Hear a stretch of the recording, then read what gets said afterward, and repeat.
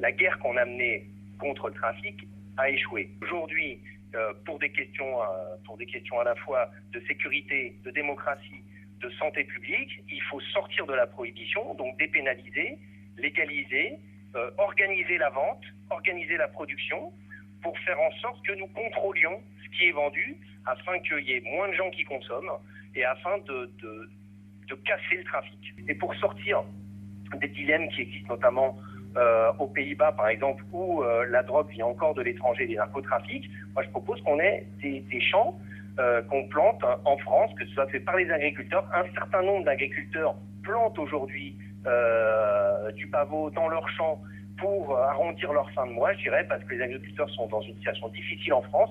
Et bien, je pense qu'il faut légaliser ça et contrôler la production qui pourrait, y compris, être dans des circuits courts en Île-de-France, etc.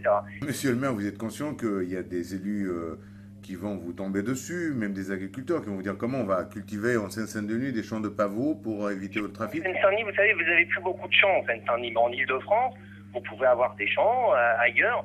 Il y a des élus, bien sûr, mais je pense qu'aujourd'hui, on est dans une situation au niveau de la société française. La guerre contre le trafic a été perdue. C'est comme pour l'alcool. C'est-à-dire que ça fait des méfaits terribles à la fois en direction des jeunes, mais pas que des jeunes. Il y a énormément de gens aujourd'hui qui fument avant d'aller à l'école, au lycée, à l'université, avant d'aller travailler, avant de conduire. C'est un vrai problème de santé publique parce qu'on n'est pas normal, comme quand on a bu. Et il faut considérer aujourd'hui le cannabis comme la boisson.